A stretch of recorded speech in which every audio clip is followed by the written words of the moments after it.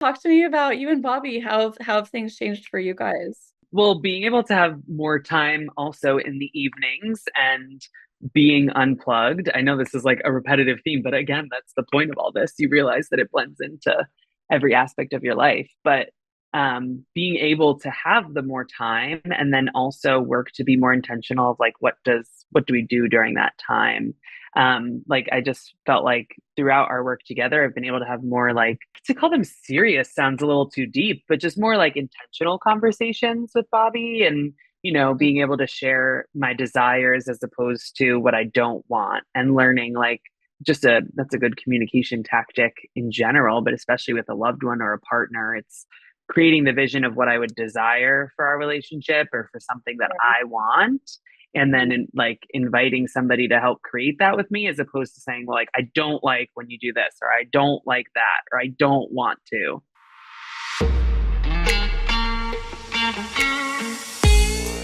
Welcome to the Worth It podcast. I'm Megan Taylor, coach for the brilliant minds and the rare ones who are always growing. I have helped ambitious women and men, business owners and leaders from around the world with defining and expanding their unique work, having the relationship that they actually want, and creating the life that makes all of the work feel worth it. Every week on the podcast, we discuss the key pivots that I coach my clients on and the real work required in order to be a leader and the woman or the man that you're here to be. With that, let's get started. This episode is for my hardcore, hardworking, ambitious corporate women who have achieved a certain level of success based off of your sheer work ethic. And now you're feeling called to more success, but also more enjoyment. You might be like my client, Nicky. Nicky came to me to work on her leadership skills, which we did. And we also shifted a block that she had where she felt like she really needed to make everybody happy with her and that she be likable, which is super common. And so with that, when we were able to shift this, what this unlocked was a next level of passion in her career, was actually being able to take time off of work unplugged and go on vacation with her boyfriend, and how this led him to actually take her ring shopping. This episode is awesome. I adore Nicky. And if you know that it's time to shift the people pleasing, the overworking, the overgiving, and get back to feeling passionate about your work again and loving your life outside of that even more, you're going to love this episode. Okay, guys, welcome back to the podcast. I have a very special guest, my dear client, Nicky Howard, who we've been working together for 6 months. So we still have some more time left, but you're catching us in the middle of our coaching experience together. Nicky lives in New Jersey with her beloved boyfriend, soon to be fiance, Bobby. And she is an account manager at a staffing company. Welcome, Nicky. Thanks for having me. We're so excited to have you on the podcast. Today, I'm really curious just to talk more about the coaching experience, what it's been like. And you've made some huge shifts. Honestly, you're not even the same woman that I met 6 months ago. And I'm just so excited to pull back the curtain and show people a little bit more about what's been going on in your life. So first of all, I was curious to know what was going on in your life when you first decided to do coaching and seek out a coach in the first place. I was actually reflecting on this today when I was in the car, as is most of my reflection time. But I was in the car when I first thought about getting a coach, so it's fitting. So I was driving back from a client meeting, and I forget what was the stressor of the day at that point, whether it was a client or like an internal colleague situation. But I was frustrated about something, and I was like, "Who can I call?" And like get this off my chest too. So naturally, I called my older sister. And my older sister has also been within the coaching industry for years and spent a lot of her professional career in different coaching capacities. And so I called her and vented. And then I was like, I feel like there has to be a coach that I can talk to about this. And this was what leadership or dealing with internal people or clients. And I was like, it doesn't seem correct that the only resources I have would be people in my own company that can only give me my company's coded advice, or I have to like unleash all of this work nonsense or stress on my partner, or Yeah. like call my mom who doesn't get it. So I was like, there's got to be someone. And I talked to Lily again. She has a network of people and coaches who know somebody else, and so be it. So kind of sent her on a little bit of a task to go down her networks, and then came you. um, but yeah, that was like realistically, I was looking for a place where I could, at that point in time, like refine my leadership skills because I am a people leader within my team or my company, and I wanted to be able to go to someone who again wasn't just for my company, and then also wasn't just like a personal friend of mine who probably would get sick of hearing about it.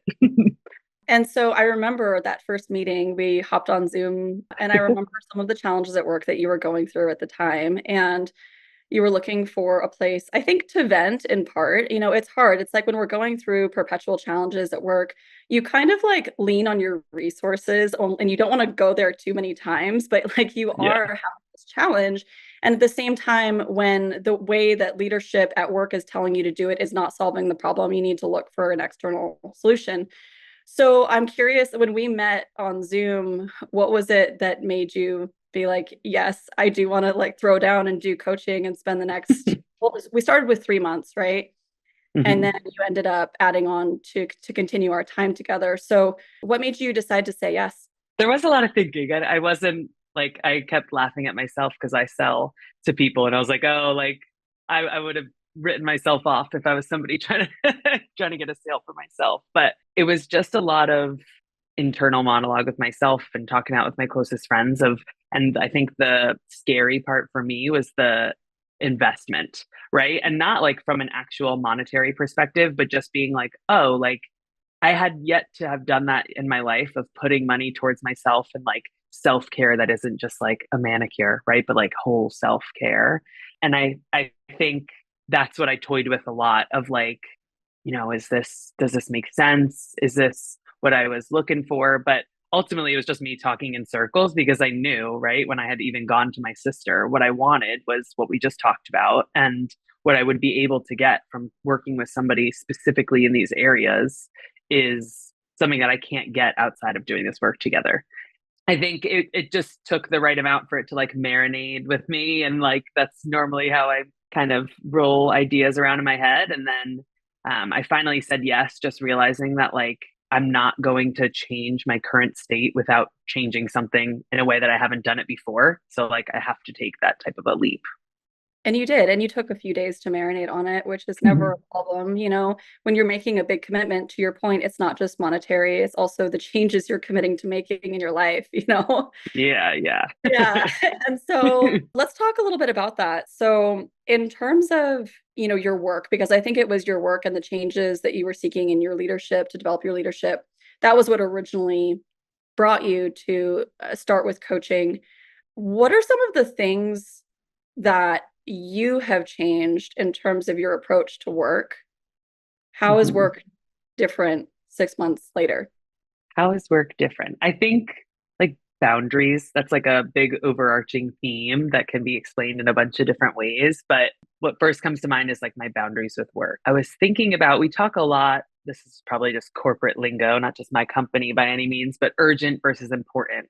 And a really big scale as you're taking on a book of business or as you're leveling up within your role is understanding what's urgent and what's important, and then being able to prioritize from there.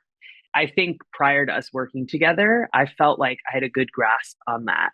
But then as I've been working with you and understanding more of like how to put like healthy boundaries in place with my work and my personal life and how to manage just my whole life, I've been able to realize, well, I think prior to working together, I knew what was like urgent and what was important. I still like did them all at the same time, or still like made sure that everything was done.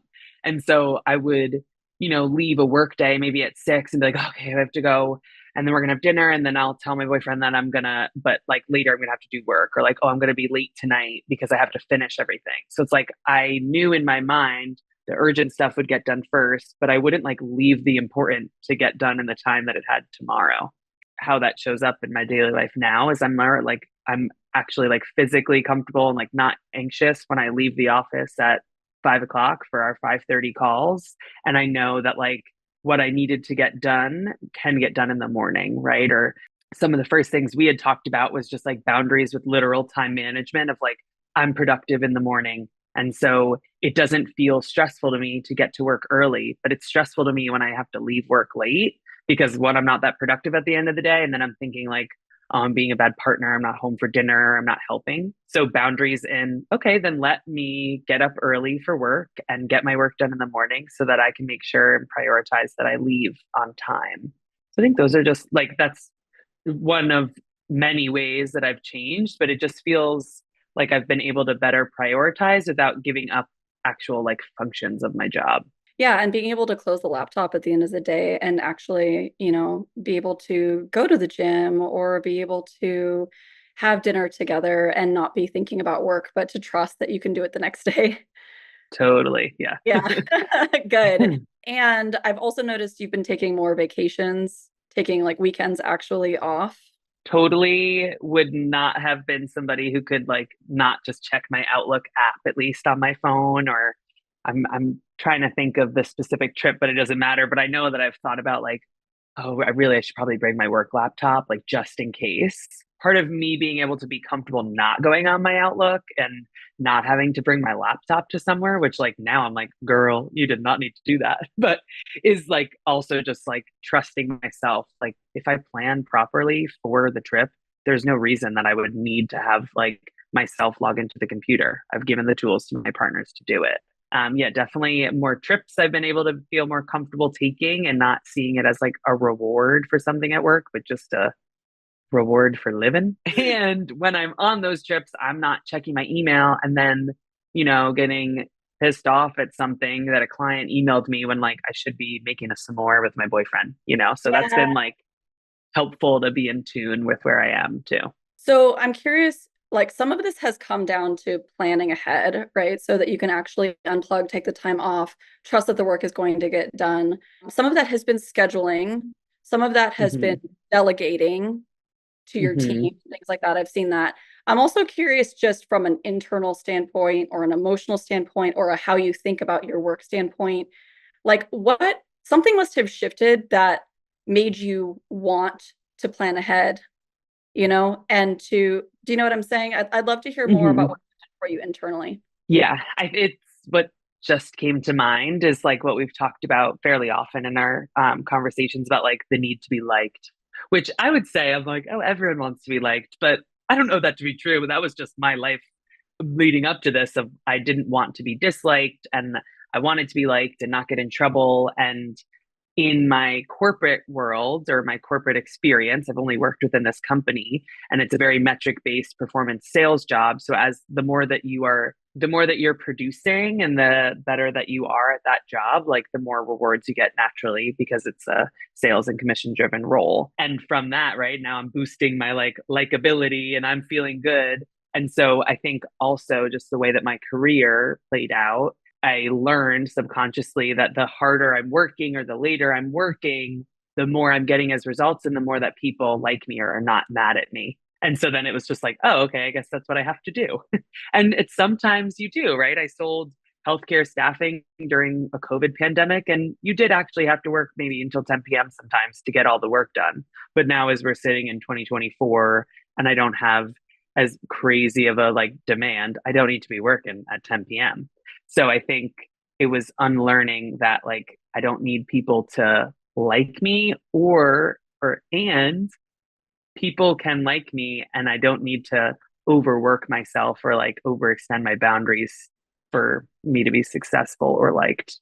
And out of that, I've also seen you move as you've been moving away from the metrics, you've been moving more towards finding other ways of like finding meaning at work.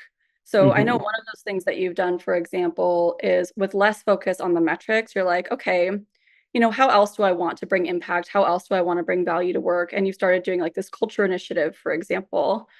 Can you Mm-hmm. tell me a little bit more about what inspired that? It's like a happy coincidence, honestly, because there were initiatives that they wanted the leadership team members to take on. And this was like a company wide areas of focus.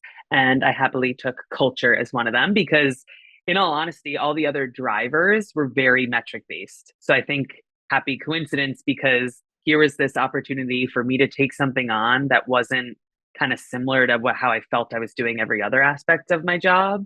And be able to take something on that's like, it is hard to quantify and it's not something that's super, checks and balances related. As I'm saying this now, I'm thinking back, like, it's honestly interesting that in my professional career, I've become very metrics driven and numbers oriented. And that's what I was focused on for a lot, because when I was in college and a student, I had a sociology degree, which is very like bigger picture, analytical, and not super metrics based. So I guess I've gotten back a little bit more in tune to that. But when the culture initiative came out and I slapped my name on it and was taking it on for the operation, it was a really nice way to kind of unlearn the really hard number driven way to like create a team or to like manage a team.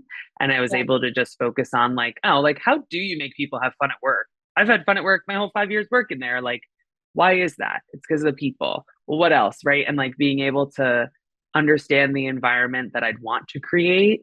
And then I think a key piece of that, when you and I have talked about the initiative as well, was also understanding like culture is not going to come from the top down. So how can I, as somebody who's like at the top, quote unquote, of leading culture for our office, how can I make sure that it's not like my culture pushed on everybody? Yeah, beautiful. And it's so needed, especially in this age, and working among millennials, especially many millennials are looking for more meaning, more culture, more of a sense of belonging, and they really value that. And what's interesting is like, if you go back to what you said just a little bit ago about driving towards metrics, and a part of that about being about wanting to be likable, a part of that is Mm-hmm. actually a drive for connection. And so what you did in knowing that, whether it was conscious or unconscious, is you went and you created this whole initiative to help bring more connection throughout, real connection throughout the office as a whole. And many times that's what's needed in order for people to sustain for the long haul in a corporate environment, is to feel connected to the people around them. Nikki, you have no shortage of work hard in you. You know how to work hard. You know how to stay disciplined. You know how to show up and do your best every day.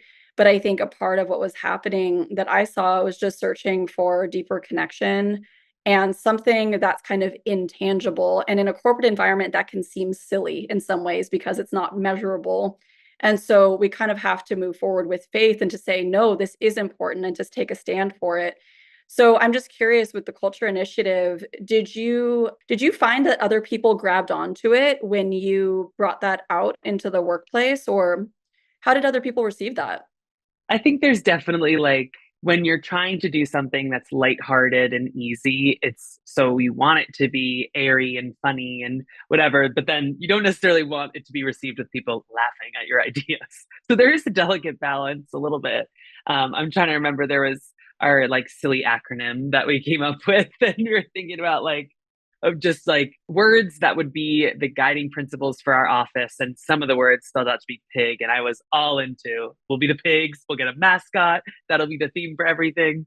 It didn't really blow over well. People were thinking it was a little too cheesy. So I think that's like a good cheesy example of like, it's not always perfect of, what I would see as being fun or creating a good culture in the office is necessarily fitting in with everyone's vision of it. But I do think as time wore on and it was a little more like, rather than me just spitballing ideas and I was starting to do things, it has been appreciated. Right. And I think, I always think it's a little bit funny in a good way when people like thank me for doing an event or something, because most of what I've done is not something that's like groundbreaking for our office or totally new. Right. Like, we've done a scavenger hunt before, but I put it together this year and everyone had a blast. And like, I got a lot of street cred for that, right? Or kudos, and for other things too. So I think it's been nice. One, people have been really appreciative of things. And then also when I am doing something new, for example, we did like a bingo board and I created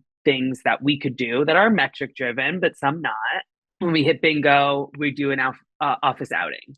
And then we did the bingo. So we did our scavenger hunt. And now we're going to do a different, like when we get an X, now we're going to have another outing or reward. And that's a new thing that I created that people are into. Like, I'm not running that in the morning meeting. People are like, oh, that's a bingo. And they do it. So I think it's like culture takes a little bit of time for people to get into it. So I had to get over the hurdle of people laughing at the pig mascot idea.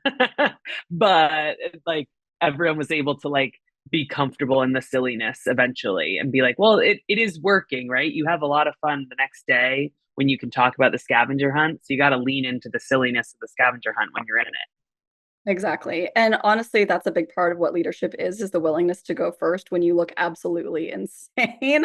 But it. then Yeah. it catches on, you know? I don't know if you've ever seen, there's this TED Talk. It's like 2 minutes long, and there's a band playing, and there's a guy that runs towards the band, and the band starts up and he runs over, and there's nobody responding to the band yet. And he goes over and he starts dancing like crazy, and he's dancing, and then one more person joins, so it's two people dancing, and then all of a sudden just a whole crowd comes in to party and dance with this band that showed up. And it talks about how, you know, being a leader, it really starts with what I think they say, with one nut, you know, like one crazy person.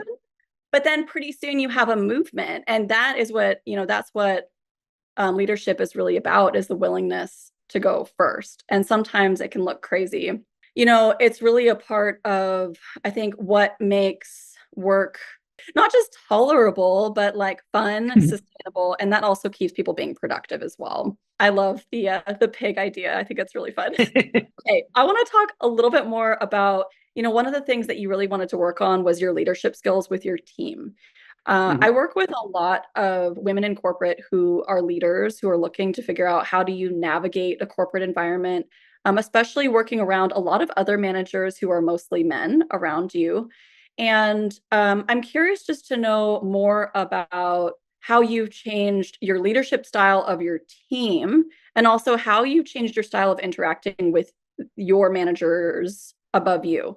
Thinking about my team or like my direct reports and how I've created a different dynamic, I think in its simplest way is just communication. And that's what's changed between it, right? So, me being more comfortable communicating to the people that report to me and the team I'm creating in a very clear and concise way, and like neutral, right? Not devoid of emotions and not over emotional. It's just neutral, right? It's fact based leadership, we would say.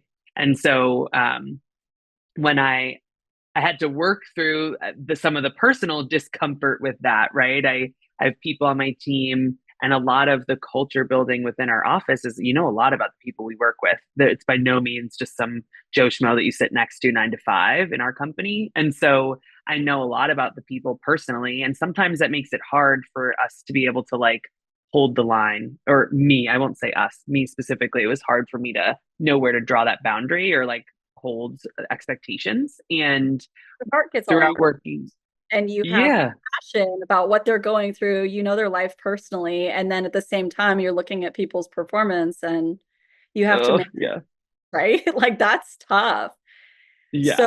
okay, please continue. So I think with working with you, we were able to talk through those feelings I had of just like, oh, this is sticky, or like I feel weird doing that, and understanding that clear is kind, and be having expectations that are spoken to you again very clearly and matter of fact are is actually like a kindness to share with somebody. Understanding that and like talking through to you of certain situations and how it can be communicated better has helped me in conversations that we prepared for, but also ones that happen naturally now of how can I communicate this in a way that's clear so there's no misunderstanding of what I need, but also allows them to like a lot of the language you use even in our conversations is that you invite me into something, and how can I create a team where like I'm inviting them to see things a new way or to create new paths for themselves and use their resources. So I think that that's been the biggest change of my team. I feel more comfortable, again, no like icky feeling about holding the line because it's very clear. So there can't be any like misconstrued expectations And then I'm worried, oh, maybe I didn't tell him. That's why he's not doing that.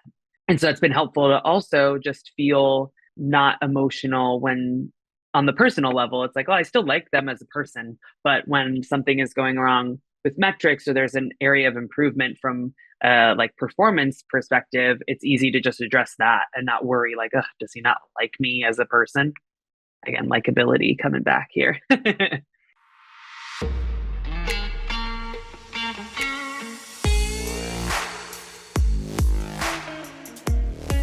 So I don't know if you've heard, but I have apparently gone temporarily crazy and decided to offer free 45-minute private phone calls with me. These phone calls are my Beyond Success calls. This is an opportunity for leaders, business owners who have already created a certain level of success and you're ready to take it up a notch, take it to the next level. This is an opportunity for you to come in and talk with me. If you're somebody who has been following me for a while, you know that you're interested in working with me someday, or you've been curious and you want to have a conversation and come and receive what I have to offer.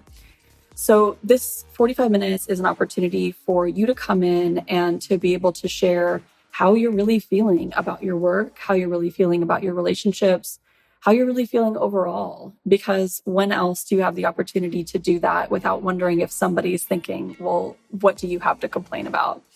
I know that you've already created a certain level of success, and there might be times where you feel like there's just this next level that you can't quite reach. And one of my main geniuses is being able to see the patterns that are showing up in various areas of life. So you're able to come in and talk to me about anything that's currently coming up. Main focus with my clients tends to be on next level passion in your career in terms of impact, as well as your next level of revenue, deeper relationships, and creating a life that feels rich and fulfilling for you overall. So if that sounds like something that you want to talk to me about, reach out to me on Instagram as soon as possible, because I really don't know how long I'm going to be making these calls free. And message me the words Beyond Success, and we can talk about getting you scheduled.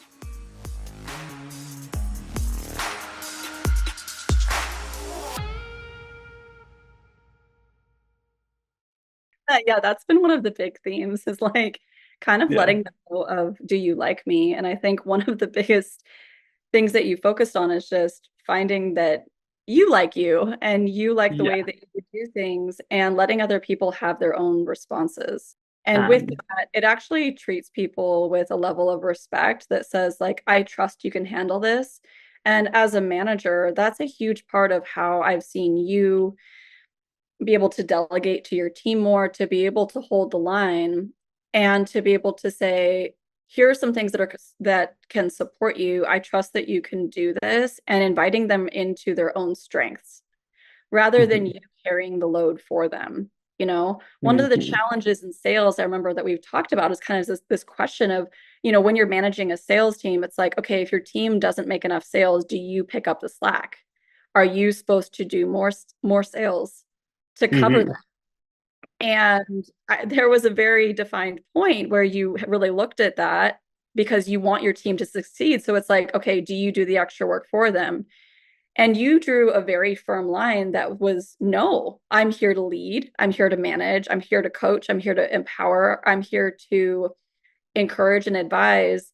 And I can even, be available for one-on-one meetings. I can help you prepare. But at the end of the day, people on your team have to be responsible for their own performance, and Mhm. letting them decide whether they're going to rise to the invitation or not. That was definitely against the grain of my company. Was it? um, well, not against the grain. Like I think other people agree with me, but it's a classic corporate structure where there's somebody creating a goal, and then it goes down to the next guy and the next guy, and eventually it's to me with my team, and they're like, "Well, it's got to get done." But yeah, it's been helpful also being able to, like, when I was able to make that firm decision of, I think there's a lot of responsibility I have in my team and their sales, but ultimately it's not my responsibility to get their sales for them. I'm there to like give them the tools, and then they have to be able to do that, or we have to be able to figure out a plan for how they can be successful in another opportunity. Like, and that's like felt good. And I think this is leading me into the thoughts about like how then I've changed with like my leaders, myself, and people I report to. And it's everything's very similar themes as you start to do this work, you realize. But it was the worry of, does my leader like me? And then me being like, well, do I like my leader? And then being able to find a Isn't healthy, that funny when you flip it yeah, around? yeah. um, like finding a balance of like, oh, but do I need to? Right. Like, and vice versa. Like, we don't need to be buddies. Like, what do I look for in a leader? And if I don't have that in the exact person who's the dotted line to me on an org chart, who can I find those qualities that I look for in a leader in, and how can I seek it out there? And that's also been helpful just in like who reports to me, but also who I report to, for me to be able to understand like nobody in work or probably personal life like can encompass every single thing, right? I love my boyfriend, but I also need my best girlfriend. And then I also need my best girlfriend who knows this part of me and all of that. So it's like in the same way that I want a well-rounded relationship and friend group, I want well-rounded leadership, and I can't look for that in one person. And that has also been relieving, probably for my leader, so he's not trying to be everything all at once, but also for me to be able to understand like how can I get what I need without putting expectations on someone that probably can't be met. Yeah. And frankly, a part of that I think is we've carved off a chunk of that work doing that between us. So you really took the bull by the horns and made that investment.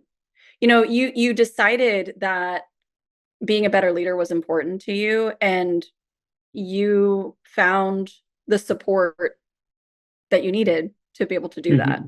Not everybody does that, or not everybody thinks that they're worthy of it. To your point at the beginning of our session, you said, that you had never invested before in self-care that looked like more than manicures, but that really looked like investing in the whole person. And I think, you're in your late 20s, right?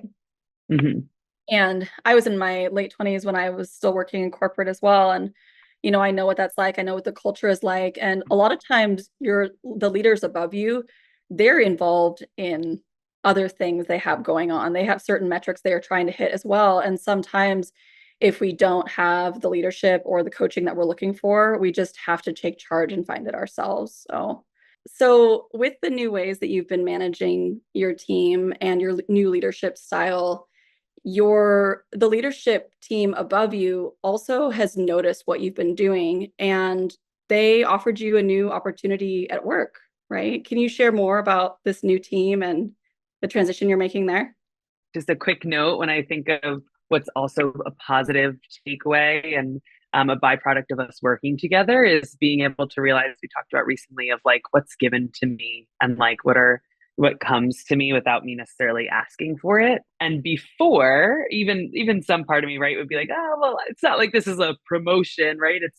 It's a little bit of circumstance that things are changing within the company and my team's going to change. But working with you has been helpful to be able to be okay with being, one, excited about something, and then two, like being able to see something as a gift or a change and something that was meant to be, as opposed to just like an org restructuring. So thank you for that. But about the new team, I guess like the question was how that came about, right? Yeah, honestly, I just want to celebrate with you because you have inherited this brand new expanded team, Mm-hmm.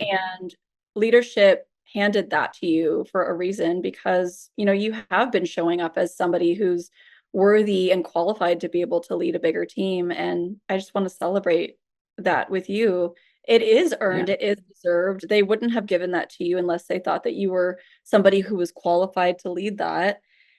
And how does it feel to have a new, bigger team? It's exciting. Like, I think, especially after working together and investing in the main intention of this work to be a better leader, and then it forming to all other parts of my life, it's exciting to have a new opportunity as a leader. I haven't had a team this big. It's outside of just My team previously was selling just the same industry as myself, and now it's expanding a little bit more. So there's one like diversity in my day that I think is welcomed, and what I talk about specifically with my salespeople on my team. But it's also allowing me to have people of different tenures, people of different perspectives on my team that I just didn't have before. So I'm excited for the opportunity to get some like just fresh air into the team and like be able to use some of these skills. Not that I haven't been with the team that I've had, but being able to expand on my existing team and like be a new version of Nicky as a leader with some of these other folks, I think is like really awesome. And then the added like, I think my performance this year from a metric standpoint, I know has been below what I have expectations for myself of, and then also what the company would look for. So I think it's an extra like positive for me, or like it just makes me feel good, honestly, that the team can see and my leadership can see that there are qualities of me that they want to be leading other people on the team, even when my numbers aren't exactly where they should be, right? There's things in me that they see that are not just production based, and they believe that I can lead a good team. So Huge. That's huge. And all yeah. of that started with you seeing yourself as a worthy leader. Now other people are seeing it too, and you're being rewarded as you should be. So congratulations. That's a huge win for this year. Okay, amazing. So I want to pivot a little bit to personal life, just a little bit. We focused a lot on work, but in addition to that, we also, looked at how do we bring a higher level of quality to your personal life as well. You made some changes in focusing on your health, on your relationship life. Anything that you'd like to share about that? With my health journey, it's not like I would tease myself and be like, oh, I'm not like doing hard 75 hard or something like that. But I think what's been awesome in working with you and being able to have better boundaries at work and close my laptop when the work is done has also like allowed me time within the evening that I kind of just didn't have, or I'd be burnt out and like want to just scroll on my phone after we eat dinner and then go to bed. When I was working on, having more time to myself because I was closing off from work, I was able to think more of like, what do I actually want to do? And I've always had like body image issues, and I've felt uncomfortable in some shape or form throughout like, tween to adulthood. And part of like the body image issues that I had were also tied to just like, because I was a bigger woman or young girl, I felt like, well, it would be embarrassing almost to like work out. And I had felt that, and that has like come up in different scenarios often in my life. And I think that's what always like held me back from just like going to the gym, right? Again, I would be like, oh, well, it's not going to help me lose weight, or people are going to think that's the only reason I'm there. Whereas there's so many other reasons to like move your body and feel better about yourself and all these things. And um, even just I work a job where I sit at a desk a lot of the time, or I'm on the road, and that means I'm sitting in my car for a majority. So my back would ache. Like, how lame is that? I'm in my late 20s. I shouldn't have an aching back because I sit at a desk. So being able to have the time where I'm done with my desk job and I go and move my body and feel comfortable with that has been really nice. And then it's also just through the work and us talking more about what I want for myself in my life, I've also been able to be more comfortable with. It's not like embarrassing to go to the gym. Like, I've never driven past a gym myself and like pointed and laughed at other people. So no one's doing that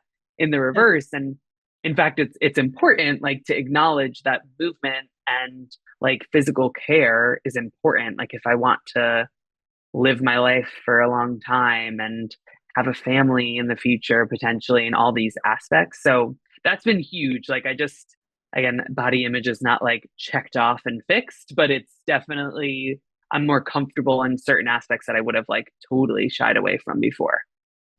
Much more comfortable in your own skin. Yeah. It shows too. You glow different now, you know. Something. Yeah, no, it's true. It's amazing, when we reclaim these parts of ourselves and we get back into our power with setting proper boundaries at work, the stress melting off, getting back into movement, getting back into connection with people, like Hmm. your the health and the like energy restored from that, it shows. And you really have gotten even more beautiful. Like you were already stunning and you just continue to get more and more beautiful as we work together. It's like That's bonus, a like, perk. yeah, bonus work, you know?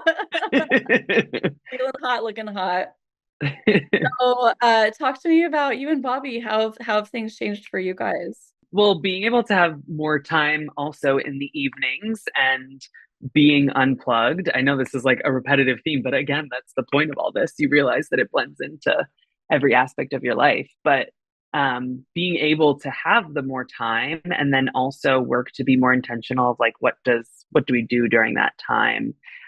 Like I just felt like throughout our work together, I've been able to have more like to call them serious sounds a little too deep, but just more like intentional conversations with Bobby and, being able to share my desires as opposed to what I don't want and learning like that's a good communication tactic in general, but especially with a loved one or a partner, it's creating the vision of what I would desire for our relationship or for something that Right. I want and then like inviting somebody to help create that with me as opposed to saying well, like I don't like when you do this or I don't like that or I don't want to.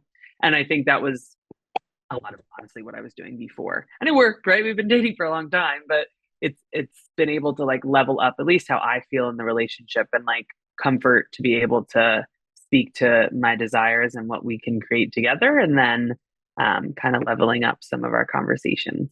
How does that feel different from the old way? It just doesn't feel as like silly. I can't think of how else to explain it. Like I think old me would have like felt silly maybe having a serious conversation. Not that we would never talk about something deep, but just it would have felt like silly or unneeded. And now it's like, well, this is just like a part of us growing up together and we're both in our late 20s for the first time and doing things for the first time together. So let's figure out what we want. Like I used to always joke like, oh, it'd be so much easier if you were like 5 years older because then you would have already had like all this adult stuff figured out. We wouldn't have to do it. Like aka me trying to get out of like doing adult stuff. But I think now because I've gotten a little more comfortable with having conversations that are intentional or like figuring out things together, again, it's always room for growth and improvement, but I think it's more comfortable to like just do things that we haven't done before, like figure out how to I can't even think of specific examples, but just make decisions together and how do we want to move forward with different parts of our lives. Yeah, and not dance around it or feel awkward about it or shy away from it and not do it at all, but just to lean in Yeah. and confident, you know? I really feel like you've moved from being like a girl to a woman in our time together. Whoa. And yeah, I'm serious, you know, and there's a depth and a sincerity to the way that you speak. And with that comes, you know, a mature relationship that's ready. I hope it's okay to share that, you know, one of the conversations that you approached with your desires was about, you know, these next steps with Bobby. Do you want to share anything about that? Well, I feel like classic tale. We've been dating for 7 years and we live together, and I would love a ring. And I think what was helpful in us talking a little bit about desire, right? It's like I'm joking now saying I want a ring. There's much more that comes with just the jewelry, but like being able to understand like oh like why do I want that, why do I see myself as somebody who wants to get engaged or to be married and to be a wife and like what would that look like. And again, it's not this perfect vision that I can close my eyes and see yet the answers, but I've started moving more towards like what that would look like for me. And just specifically to like us taking that next step together, what was helpful was what I called on before of like speaking to my desires rather than what I don't want. It was just like, well, I would like this to happen. I would love to be engaged to you and we'll share that. And then I can allow time for that to happen on their own. Cause I also, what was a theme for my life was controlling situations and maybe getting anxious when I couldn't. Take Yeah. out the maybe. And um, I think like being able to have like leveled up conversations or speak more to my desires and be comfortable in that also helped me just speak freely about what I wanted and then allow the time for that to be like natural to Bobby and like for him to come to his own conclusions. And I think that is like a one good example of what I would imagine just will continue to unfold in our lives of being able to me slowly unlearning that I have to control every situation and like sharing what I'd want and allowing him as an equal partner to like make a decision as well. And it is, I got to tell you, it is so common for women in leadership positions and who work in corporate environments that we come home and we feel like we need to continue to make the decisions and drive and manage the timelines. And like this needs to happen in this order because then, and then when that's not happening, and especially when you're in a partnership where you're with a man who you also want to make his own decisions as well, we as women have to make space for that. We have to check ourselves and not let our anxiety get in the way. Mm-hmm. And so, you were able to shift your tact and shift your approach and share what it was that you wanted, from a heartfelt place, not a project management place. Yeah. And he responded really well to that and letting him decide like how much he wants to spend on the ring and when he's going to propose and how and all of these things. Yeah, I'm just really excited for this shift for you and the ways you guys have been able to spend more time together and are preparing for a future together. It seems to me like, but I know Bobby adores you and loves you. And I think a big part of the work that you've done is to prepare yourself to be ready for these Mm-hmm. next steps. And then with that, he responded in kind, So I'm very happy for you guys and for everything that's coming next. Awesome, girl. Well, thank you for just being so open and sharing about these shifts that you've made. And I would love to just personally ask, I think, one more question, which is, what do you think it was that was the most helpful of my style of coaching? And a part of the reason I ask that is because you've seriously transformed basically every area of your life in the last 6 months in a tremendous way. And you look and you talk like a completely different woman than when I first met you. You also got your promotion with your new team. Things are going well relationship wise. You have a new relationship with your body. And I just couldn't be more proud of the progress that you've made. Not that you need me to be proud of you, but I am. And it's been an honor to coach you. And I just want to know, what was it that made the biggest difference for you? The challenge to like move in a different direction than maybe I would have myself. And to better explain that, like what's coming to mind is my peers would always joke about our previous leader, like, oh, he always zigs when you think he's going to zag. And that's a little bit like in a positive way, the coaching style that you have of it's never when I'm like to make me uncomfortable or to put me in a position where I'm not ready to talk about something. But there's a lot of times where we've talked through and you're like, you acknowledge and we go through a situation and then you ask like, hey, if you're comfortable, I'd like to talk about this. Or you're really, you have a good recall to situations where I may have mentioned something in passing 3 sessions ago, and now it's relevant again and something we've talked about. And we're like, we wrap up a storyline, right? Or solve an issue in some way. And then we recall back to what I talked about 3 weeks ago. And hey, do you see how there's a common thread to this? Or do you mind like expanding further on how did you feel there?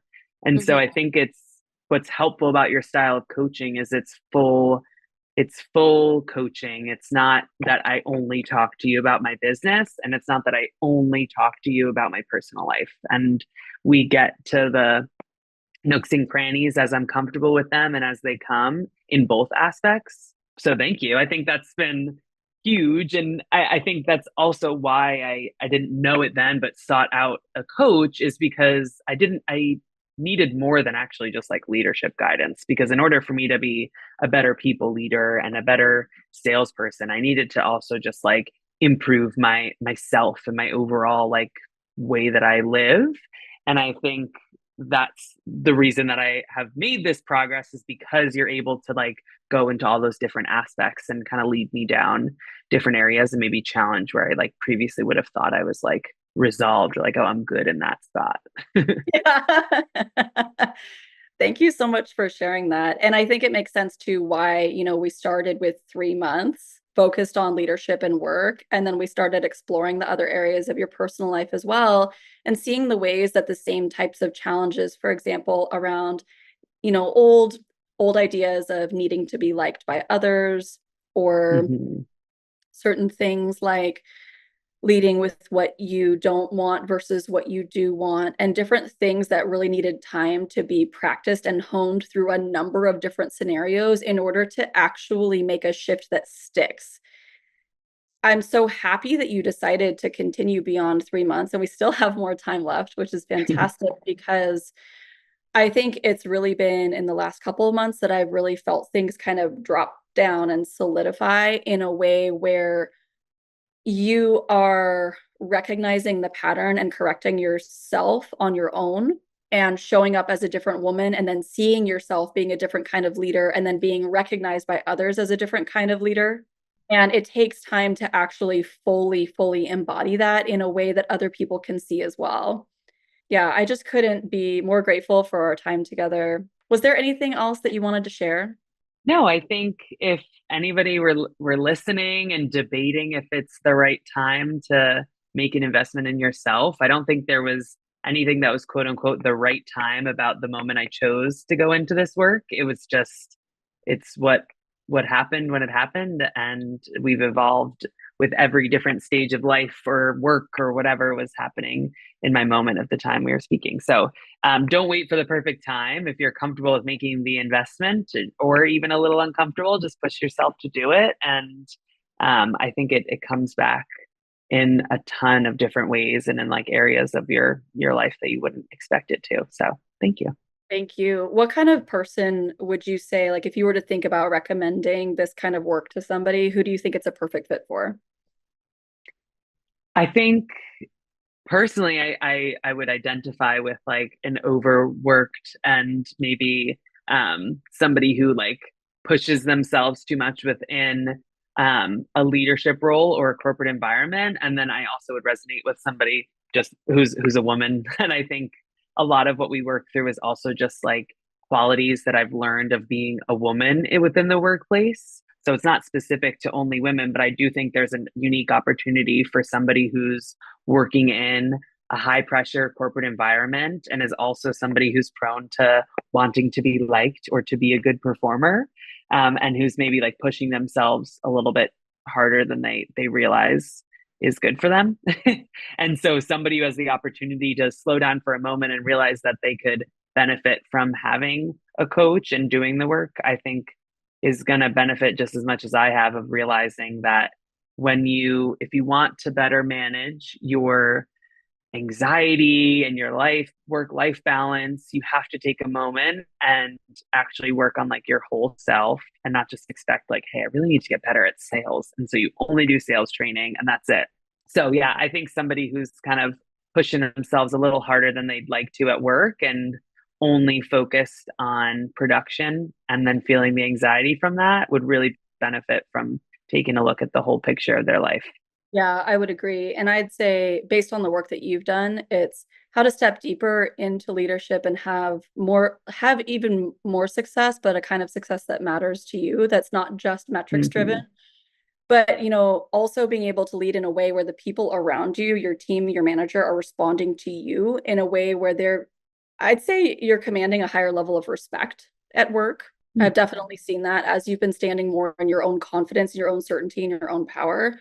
And so how to show up like a bad bitch at work, but then also how to like let your hair down and dress cute. And something I've noticed about our dynamic, Nikki, which my relationships with all my clients are different, but like we have like kind of a very like girly and like let's like we like I don't know, I always like comment on how like beautiful you look, Nikki, or different things to just remind you that outside of work you're always like a full woman. And just watching you blossom like that and feel comfortable in your own skin, I think has been an incredibly important part of our work as well. Full woman, but also still a bad bitch at work, getting it done. Can't wait to Definitely. where you take it next. So thank you so much for coming on the podcast. Yeah, thanks for having me. Thank you. Hi, lovely. Really quick before you go, it would mean the absolute world to me if you found value in today's episode, if you would take a minute to leave a 5-star review for the podcast.